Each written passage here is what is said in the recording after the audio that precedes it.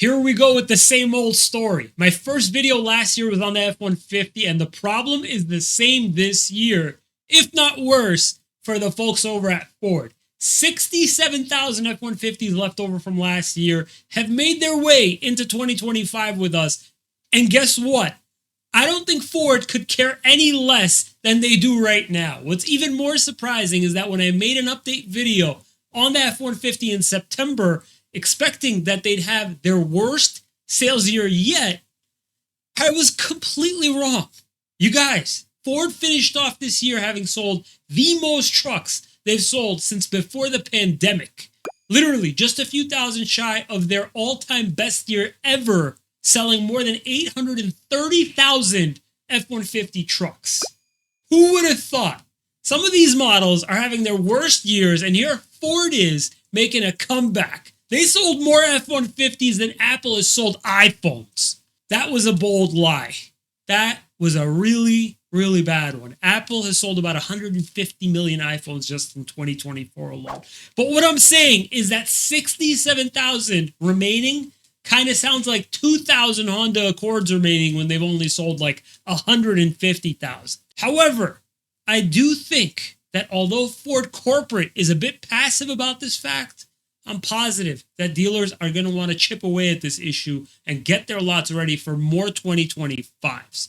What I want to do for you in this video is explain how to make negotiating the Ford F-150 way easier. We'll go over real-time sales and inventory data, the discount I would target off MSRP, current incentives and financing offers, purchase and lease payment estimates, resale value, and lastly, we'll pull this all together so I can tell you as a car guy what I would do personally. All the supplemental data I'm going to go over in this video, as well as access to dealer pricing, is going to be available for you by clicking here or the link in the description below. Are you ready? Let's go. So Ford has made a jump from around 700,000 units sold these past few years, going up to about 834,000 for 2024. For some odd reason, I feel like they're going to beat their all-time record in 2025. Like a very, very weird hunch. So let's keep a close eye on them this year. Now, what about its competitors, Chevy, Ram, and the rest of them? It's not even freaking close. Look at this. Chevy's in second place, but with like 500,000 units sold, and Ram has plummeted to 375,000 units this year. All the action is currently at Ford. The thing is, though, they've got 67,000 2024s, but in total, they've only got about 82,000, including 2025s. And although Chevy has about 57,000 Silverado 1500s, most of them are 2025 models. GMC is also dealing with a little bit of an inventory issue and probably wouldn't be a bad idea to cross-shop with them. Of these 82,000 F-150s, 71,000 are gas models and 11,000 are hybrids. Trim by trim, XLT inventory takes the lead with about 42,695 units, and that's up from 25,000, just FYI.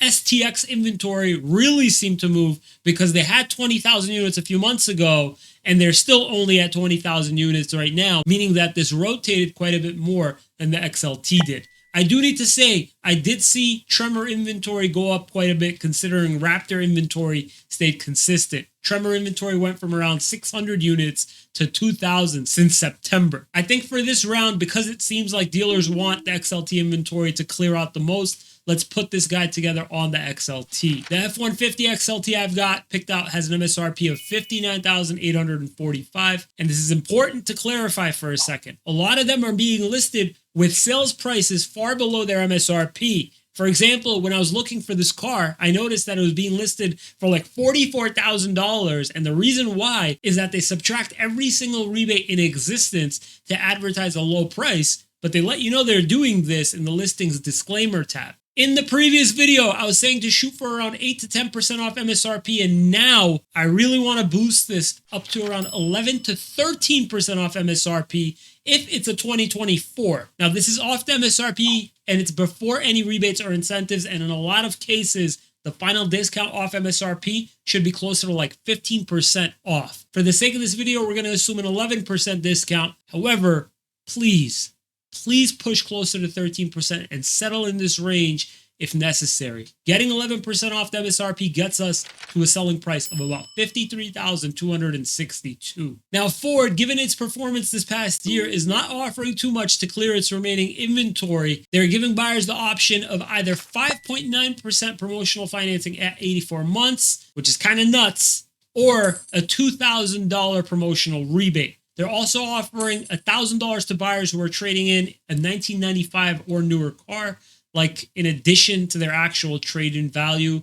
So that's what's called in trade-in assistance bonus. So basically they'll give you $1,000 extra. I think taking the $2,000 rebate is probably the wiser thing to do, and this would get us to an adjusted target price of $51,262, totaling about 14.5% off of MSRP. Now, assuming you finance the $51,262 at, say, like 4.9% for 60 months, and assuming you paid your state taxes and dealer fees at signing, but you put nothing down, so your payment should actually be around $981 a month, and your total 5-year cost, including interest and fees, in this case, I'm using Massachusetts taxes, so it's about $62,118. Now, CarEdge.com is saying it should depreciate roughly 49% in the next 5 years, and since you're getting a 2024, in 2025, I think you'll likely pay a higher depreciation cost, but assuming a 51% resale, this specific XLT should be worth about $30,520. If we went to cargurus.com to look for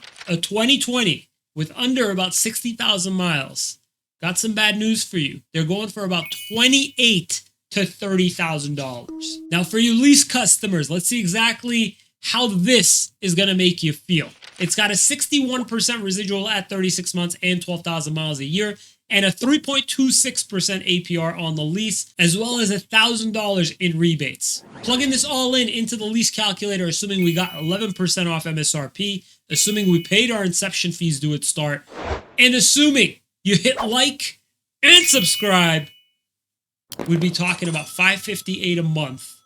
And that's not including your state sales tax. The total cost of the lease, including your estimated fees and say a 6.25% sales tax rate on the payment, $22,996. What would I do personally? These resale values weren't exactly all too encouraging, you guys.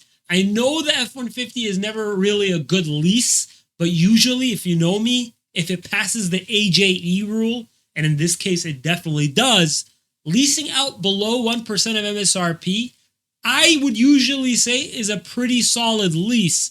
In my opinion, lease it. All the data I've mentioned, as well as access to local dealer pricing and my cheat sheet, is available for you by clicking in the links in the description below. If you'd like to book a quick call with me to discuss your situation, my schedule is in the description box below as well. If you have found this information useful, please consider subscribing. Thank you so much for watching. We'll see you next time.